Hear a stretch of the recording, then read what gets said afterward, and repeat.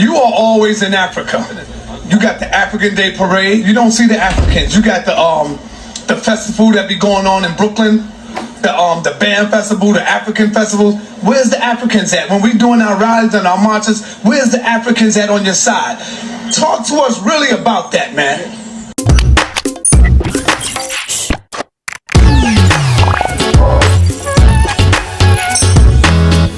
Who that is? Chesley Major. Chesley Major. What's going on, everybody? Hope all is well and you're having a great day. So that was Professor Smalls. If you don't know Professor James Smalls, that's Baba. That's him. Yeah, good game. Sidnetta TV. Yeah, cut from a cloth of straight master teachers. Same time, I don't know, he just became wishy-washy all of a sudden. But actually, I do know it's about the paper, though. Since Black Americans have delineated and Pan-Africanism is dead, boy, that money looking funny. So he done changed positions pretty much. But I get it. See, Dr. Small has a hotel in Africa. He does business with Africans, a lot of business. So delineation hurts his business. You know, all those tours and trips he has set up, that has slowed down significantly. People just not buying the trip. But the good professor had a lot to say about Brother Tariq. He say Tariq a fed, which, you know, I don't think that's true. That's his opinion, whatever. But this is Dr. Smalls telling the truth about what's going on.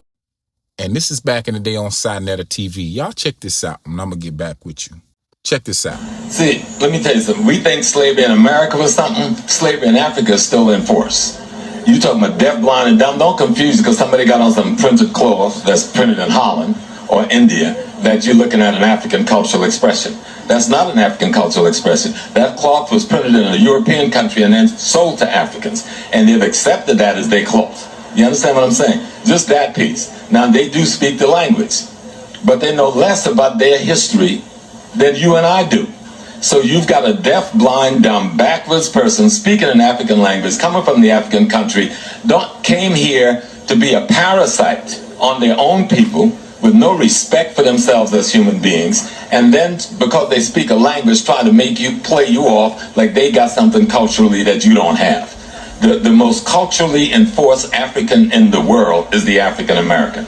Most of the movements that have changed the world, that allow all ethnic nations to profit, has been our movement. And so we get peed on and played down because these people are so punked out and scared of the white man that they feel because they're scared of the white man, they got to be against us. Are they our people, brother, or are we our own people now? No, we got to understand two things. We have a race and then we have an ethnic place.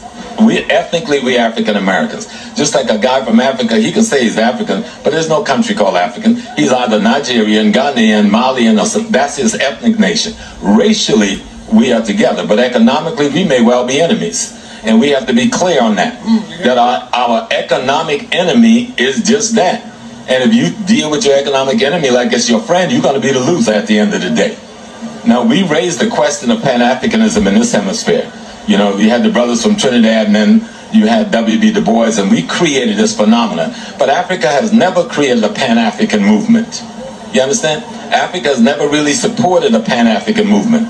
We had a couple of people in Nkrumah and Julius Nyerere and Mugabe, but most of Africa never gave a damn about a Pan-Africanism because they're still bogged down in the colonial slavery of European Judeo-Christian indoctrination, which is worse than anything that we've suffered. Worse than anything that we've suffered. The illusion of the clothes and the language make us think we're dealing with somebody that has some African purity culturally and spiritually. You're dealing with a confused, backwards Christian that love Europe more than they love their own ancestors. They would not even use an African word for God. You know, in Ghana, if you talk about being a traditional African, you might get beat down in the street. You understand? You are ostracized on the radio. Movies are made to show African culture as being the devil, while Christian culture is coming in as the savior. This is TV shows and on TV in Nigeria. Now, those are the receipts. Y'all heard what he said. It was loud and clear, so you know he know the business. But here's some of what he had to say about FBA and Tariq Nasheed. I'm going to hang out with you for a minute, and we'll get to each other, but we always knew each other. Yeah. We're advocates. We're fighting the same enemies, no matter where we are in the world. They just have a different face on them, maybe a little different strategy. But one of the biggest thing they're trying to do is make sure to divide us in the West from you on the continent. So if you're going to look at that thing, it's not a rift between some black Americans and some Africans. That's the U.S. State Department. It may have started out with a few ignorant people, but they knew how to take advantage of that ignorance. But I don't even think it started out with a few ignorant people. I think they started it. They tested the water with that first group, that lawyer woman from California and the man, and then somehow they got to Tariq Nasheed. And remember, Tariq Nasheed was going in just the opposite direction a few years ago. Why did that U-turn occur?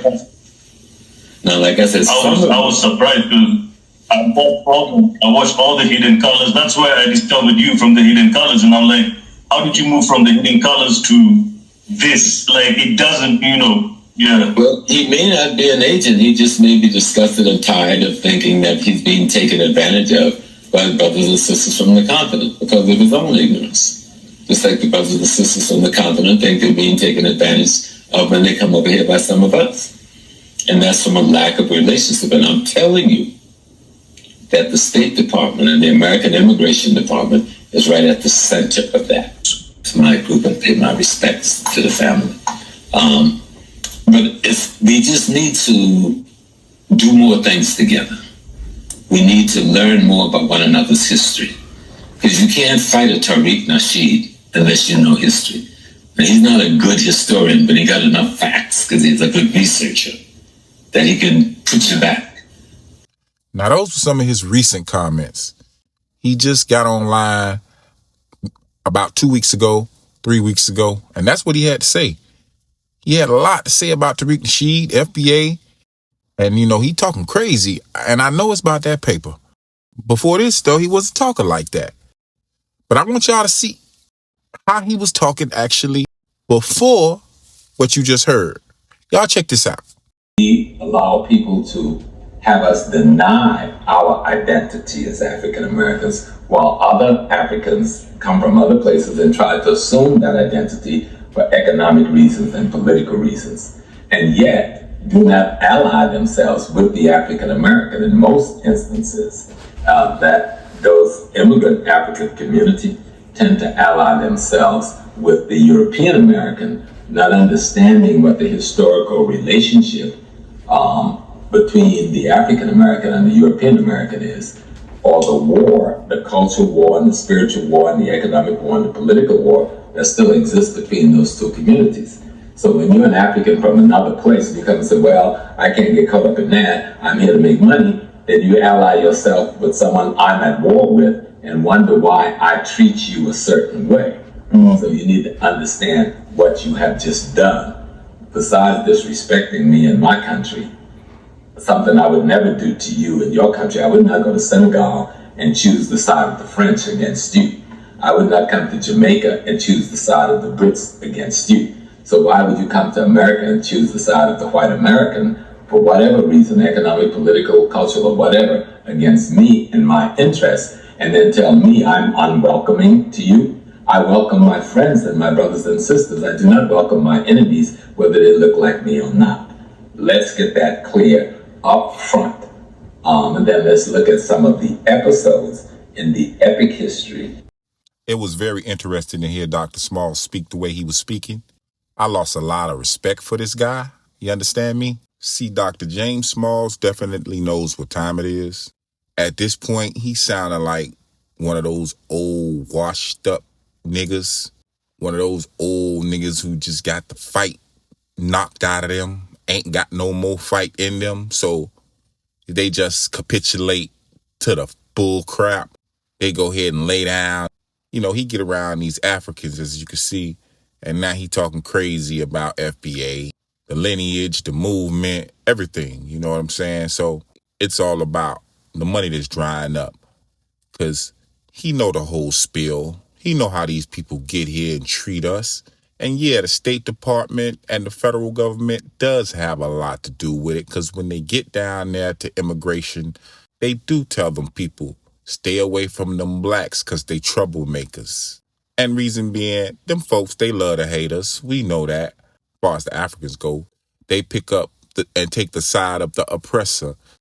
That's what we're saying. When you get here, you ain't fighting the good fight with black Americans. You're actually looking down on them while acting like you're better than them.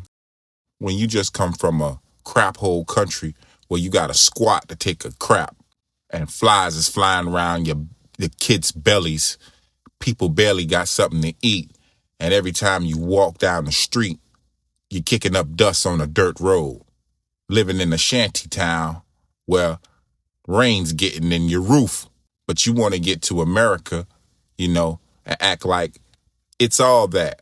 Like the black Americans here who are already here, the culture here isn't prevalent, isn't the best, isn't the people who help you achieve what you achieved.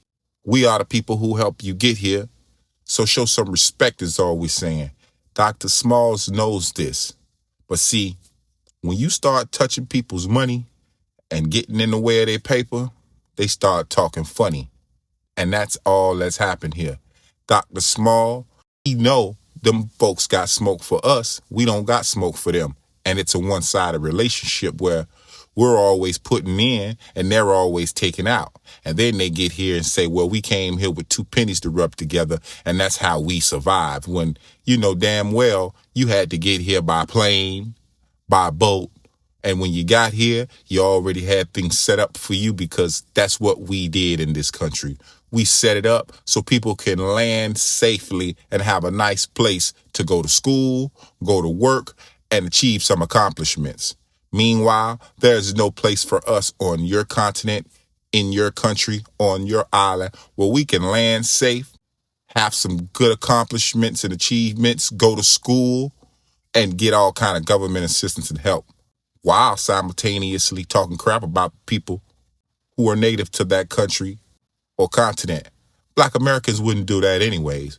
We would actually pick up the fight and help you guys fight the good fight of reparations if that's what you were trying to get. We will help you fight the good fight of freedom if that's what you were fighting for. We will help you fight the good fight of justice if that's what you're seeking. We would never, I repeat, never, ever, never go to someone's home, don't wipe our feet, and then, like Brother Tariq said, wipe our ass on the curtains and just stink up the whole place.